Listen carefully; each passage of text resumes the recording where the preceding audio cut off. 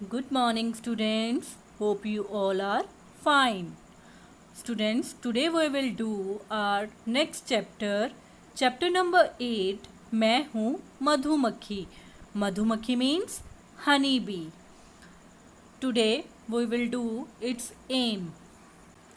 इसका पहला उद्देश्य है वैज्ञानिक दृष्टिकोण, यानी कि हनी बी के बारे में साइंटिफिकली कुछ ऐसे फैक्ट बताना जो हम नहीं जानते. सेकेंड इज ज्ञान प्राप्ति. इससे हमें बहुत सारा ज्ञान प्राप्त होता है कि हनी बी के बारे में, उसका लाइफस्टाइल. ठीक है. थर्ड इज परिश्रम की भावना. तो हमें मधुमक्खी से मेहनत करने की सीख मिलती है कि हमें हमेशा मेहनत करते रहना चाहिए. Now we will start the reading of the chapter. संभव और खुशी. फूलों के बगीचे में पकड़म पकड़ाई खेल रहे थे. पकड़म पकड़ाई मतलब एक दूसरे को पकड़ने का खेल. तभी उन्हें फूलों पर मंडराती गुनगुनाती मधुमक्खी दिखाई पड़ी. तभी उन्हें एक मधुमक्खी दिखाई पड़ी जो उड़ रही थी, फूलों पर मंडरा रही थी. वह कभी इस फूल के ऊपर जाती तो कभी उस फूल के ऊपर. इस तरह वो अलग अलग फूलों के ऊपर मंडरा रही थी. दोनों हैरानी से एक दूसरे को देखने लगे. अब दोनों ने एक दूसरे की तरफ देखा. तभी उन्हें किसी के ठहाका मारकर हंसने की आवाज़ आई. ठहाका मारकर हंसना, ज़ोर से हंसना. तो तभी उन्हें किसी के ज़ोर से हंसने की आवाज़ सुनाई दी. अरे इधर उधर क्या देख रहे हैं, मैं तो आपके सामने हूँ. अब उसने कहा कि आप इधर उधर क्या देख रहे हो, मैं तुम्हारे सामने ही हूँ. संभव और खुशी ने देखा सामने पंख फैलाए मधुमक्खी खड़ी थी. वह बड़े प्यार से बोली, बच्चों जानते हो मैं कौन हूँ? मैं हूँ शहद की मक्खी. हाँ हाँ, वही शहद जिसे आप खूब मज़े से खाते हैं. तो वो कहती है कि मैं शहद की मक्खी हूँ, वो शहद जिसे आप बहुत खूब मज़े से खाते हो. संभव बात काटते हुए बोला. काटते हुए बोला मतलब बीच में ही बोला, पर तुम तो बहुत छोटी हो, तुम शहद कैसे बनाती हो? तो उसके मन में ये प्रश्न आया कि तुम तो बहुत छोटी हो, तुम कैसे शहद बना सकती हो? मधुमक्खी हंसकर बोली, ठीक है, चलो मैं आपको अपने बारे में बताती हूँ. हमारे शरीर पर छोटे छोटे बाल और छोटे छोटे पंख होते हैं. यही पंख उड़ने में हमारी सहायता करते हैं. हमारी भी आपकी तरह दो आँखें होती हैं जो सिर के दोनों ओर होती हैं. तो मधुमक्खी क्या बताती है कि हमारे शरीर पर छोटे छोटे बाल और छोटे छोटे पंख होते हैं और ये हमारी उड़ने में सहायता करते हैं. हमारी भी दो आँखें होती हैं. प्रत्येक आँख में लगभग 6000 लेंस होते हैं. तो मधुमक्खी की एक आँख में 6000 लेंस होते हैं. परंतु हमारे नाक और कान नहीं होते, बल्कि उनके स्थान पर सिर के आगे जादुई एंटीना होते हैं जो सूंघने और सुनने में हमारी मदद करते हैं. तो मधुमक्खियाँ किसकी सहायता से सुनती हैं? उनके सर पर जादुई एंटीना होते हैं जिसकी सहायता से वो सुनती हैं. हम पैरों की सहायता से सफाई, कटाई और किसी चीज़ को पकड़कर रखने का कार्य करती हैं. कार्य मीन्स काम. ठीक है. तो वो पैरों की सहायता से सफाई का, कटाई का और किसी चीज़ को पकड़ने का काम करती हैं. हमारे सबसे पीछे के दो पैरों में फूलों का पराग एकत्रित करने के लिए थैले भी होते हैं. तो जो मधुमक्खी के पिछले पैर होते हैं उसमें थैले लगे होते हैं जिसमें वो फूलों का रस, पराग यानी कि रस, एकत्रित यानी कि इकट्ठा, तो फूलों का रस इकट्ठा करके उन थैलों में रखती हैं. हमारा सामाजिक जीवन बहुत ही रोचक होता है. रोचक यानी कि इंटरेस्टिंग. हमें अकेले रहने और अकेले खाने की आदत नहीं होती. मधुमक्खियाँ कभी भी अकेले नहीं रहती और ना ही अकेले खाती हैं. हम प्राय छत्ता बनाकर समूह में रहती हैं. प्राय मीन्स अक्सर. और ये छत्ता बनाकर ग्रुप में रहती हैं। समूह यानी कि ग्रुप। प्रत्येक छत्ते में एक रानी मक्खी होती है और इनकी एक रानी मक्खी होती है। हम सभी मधुमक्खियाँ उसके निर्देशों का पालन करती हैं। निर्देश मतलब इंस्ट्रक्शंस। रानी मक्खी इंस्ट्रक्शंस देती है और मधुमक्खियाँ उसका पालन करती हैं। रानी मक्खी केवल अंडे देने का कार्य करती है। तो रानी मक्खी केवल अंडे देती है। वह आकार में हम सभी मधुमक्खियों से बड़ी होती है। हम सभी मधुमक्खियाँ रानी मधुमक्खी की देखभाल करती हैं।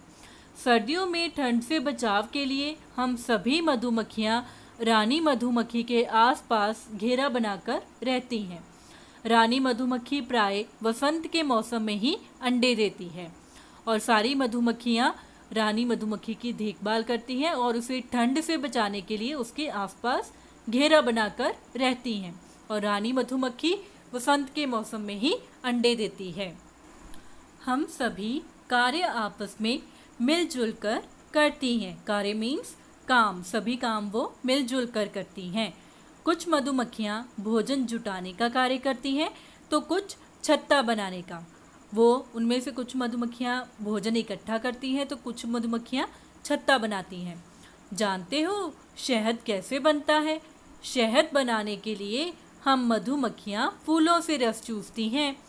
तो बच्चों, आप जानते हो कि शहद मधुमक्खियाँ फूलों से रस चूसकर बनाती हैं, फिर उसे अपने मुंह में इकट्ठा कर लेती हैं। हमारे मुंह की लार इसमें मिल जाती है। तो जब वो शहद को रस को इकट्ठा कर लेती हैं तो मधुमक्खियों के मुंह की लार जो होती है, जो उनका सलाइवा होता है, वो उसमें मिल जाता है। इसकी लार में कुछ विशेष प्रकार के रासायनिक पदार्थ होते हैं जिसके फलस्वरूप फूलों का पतला रस खुशबूदार गाढ़े शहद में परिवर्तित हो जाता है। परिवर्तित होना मतलब बदल जाना।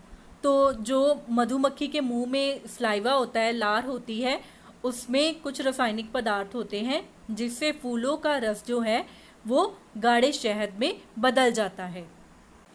जब हम मधुमक्खियाँ फूलों का रस चूसती हैं तो पराग और फूलों का कुछ भाग हमारे पेट में चला जाता है।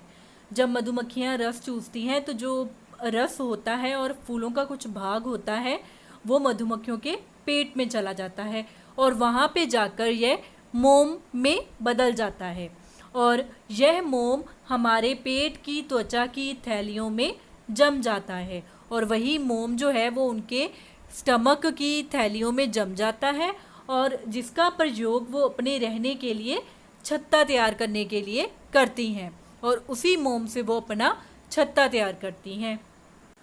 संभव और खुशी बहुत मज़े से मधुमक्खी की बातें सुन रहे थे।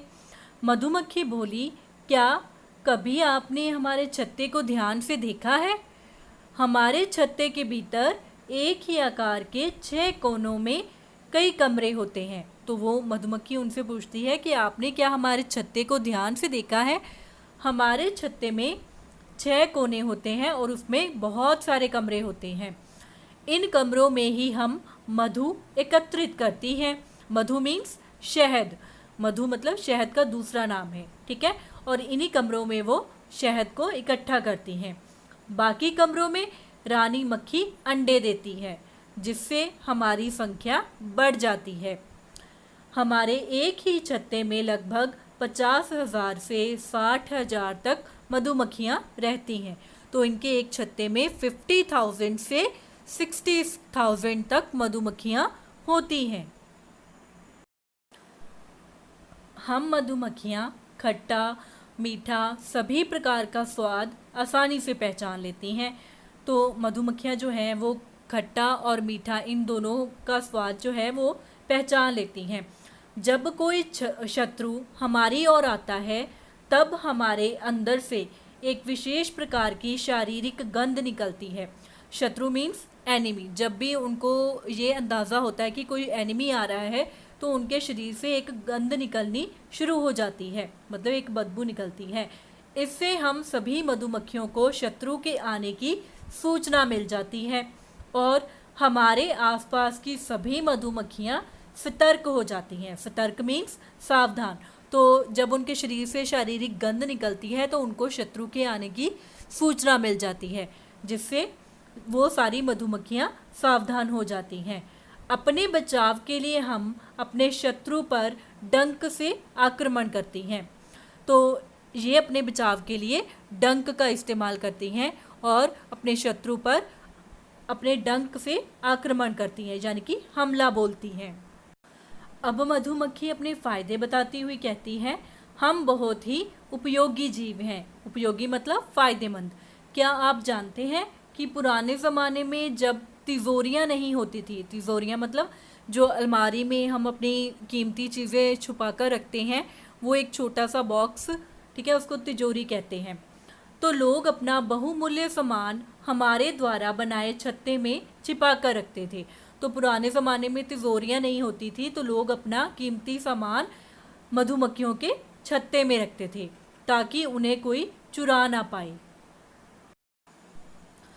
हमसे ही आपको मधु एवं मोम प्राप्त होता है। मधु मीन्स शहद।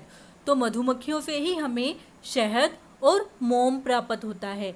यह मधु बहुत ही पौष्टिक एवं स्वादिष्ट होता है और जो शहद है ये बहुत ही ज़्यादा न्यूट्रिशियस और बहुत ज़्यादा टेस्टी होता है।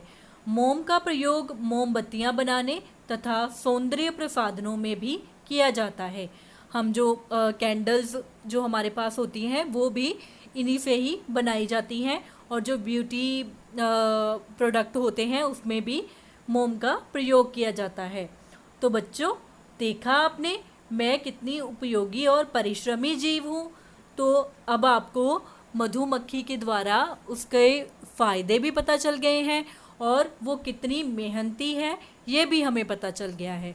तो हमें भी अपने जीवन में मेहनत करनी चाहिए। Thank you for watching video students.